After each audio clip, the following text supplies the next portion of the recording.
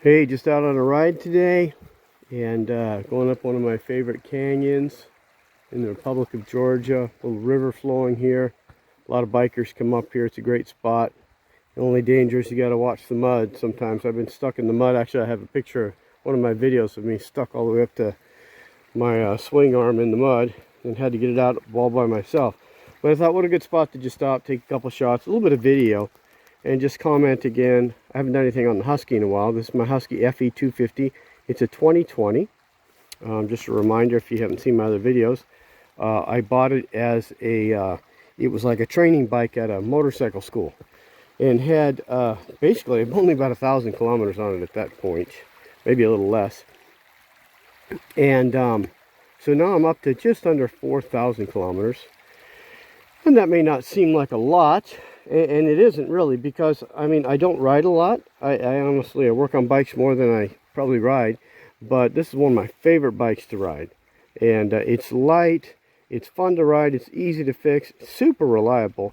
I was just thinking to myself as I was doing something and looking at my bike, and I noticed, man, I haven't even changed the brake pads yet. And then I looked, and you know, they still look pretty good. And so, yeah, I'm just out for a ride and looking around here, and I, you know, wanted to make a few comments. And I'll say, yeah, she rides really good. If you've noticed, I took the back rack off of it. I put that on my 450 project. So this is back to just being my pure enduro. It is street legal, as you can see the Georgian license plate there. So I can ride around the street, but just as a minimum to get it to where I want it to go. And if you notice, if you've seen it in my other videos, yeah, it's a little lower than normal because I put a lowering link on it, and I just dropped the forks down a little bit. And yeah, you get a lot of comments about, you know, changing the geometry. Well, yeah, you change the geometry every time you change something on your bike, whether it's a tire or whatever. But do you like the geometry? And for me, I love it.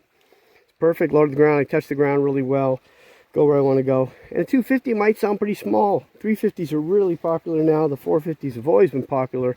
And I'll tell you, my KTM 450 has more power than I can use, but this is the perfect trail ride. This is the perfect bike for getting out. It's light, it's easy to pick up when it falls over.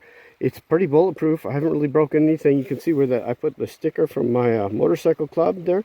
It's a moto club that sponsors us from the States, and because I cracked that. So, but I did a little bit of plastic welding on the back, pushed a little bit of aluminum screen into it, if you know how to do that. And maybe I'll do a video on that later. But and repaired that, so it's as good as new and holding up. Just put the sticker on there to hide the crack, and I also show off my club. But yeah, having a good time with it. Keep the oil changed on time, draining it, cleaning the filters, changing the filter. I mean, there's a little, you know, screen, and then you change the filter as well. And other than that, I haven't really done any maintenance on it too much. I haven't even changed the fork oil. Some people would recommend that. Bike starts great every time. Yeah, so just out here enjoying the day, enjoying my bike. And if you've got one of these, congratulations. If not, try to get one. Pick up one secondhand. You know, they go for about 10 grand new. But if you can pick one up for secondhand, like I got my KTM 2018, I paid about just over $4,000 for it, and they're about, I think those are 11 new.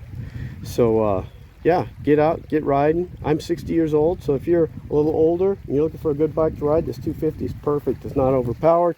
You're going to enjoy yourself. You're just going to have a great time. As for improvements and things to it, I have a moose in the back. This is only my second tire I put on the back. The moose is great, never goes flat. I mean, I pulled a 16 penny nail out of the back of it. It was going all the way through it. No difference at all. Again, I put the lowering link on it. I lowered the front end just a little bit. If you notice underneath, I put you see the guard hanging down there? That's just for, to, you know, when I'm bouncing over logs and stuff. It's actually some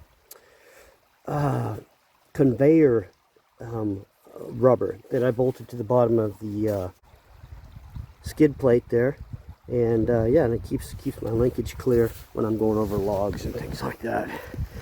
So other than that, I haven't done a whole lot to it. original gas tank.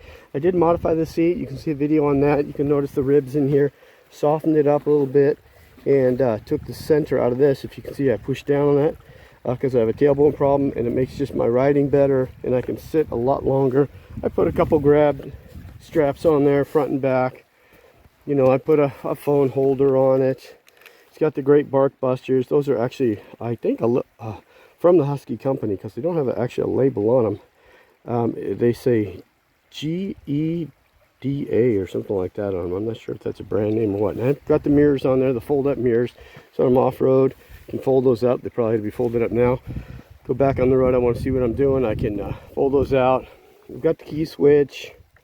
I've got the I made a lens cover for this, or screen, to keep it from getting broken. Actually, when I got it, it was cracked, and so I put a new one on there and put that screen on there just to protect that as I'm bashing through bushes and stuff.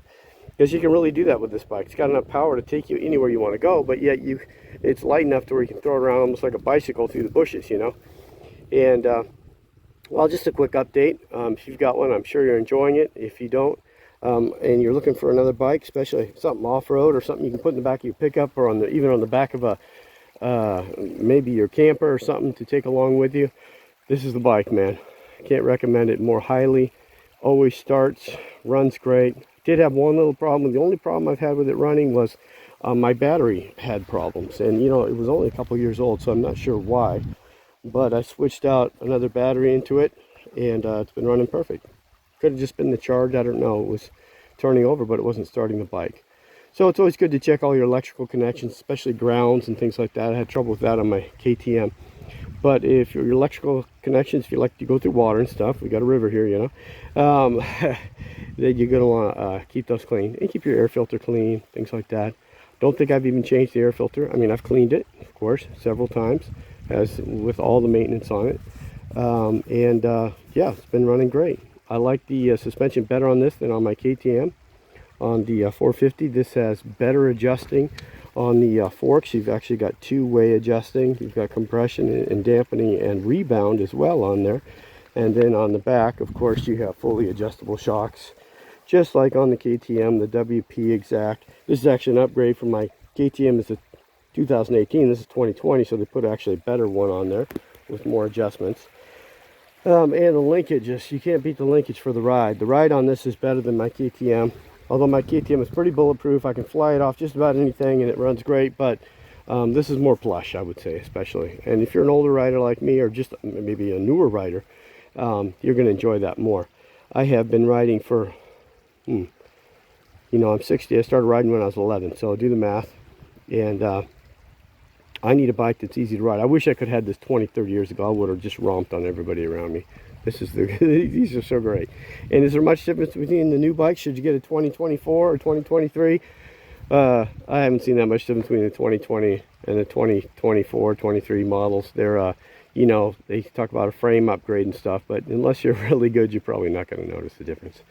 So yeah, just a quick check back in with you on the bike. One thing I forgot to mention is I put in just upgrades. I have a USB plug there, so when I'm out navigating with my GPS or my phone or camping with it, I can keep things charged. And I do go camping. You can lay soft bags right over the back of it, real easy, or just load up your backpack and head for the hills. All right, be blessed, enjoy the ride.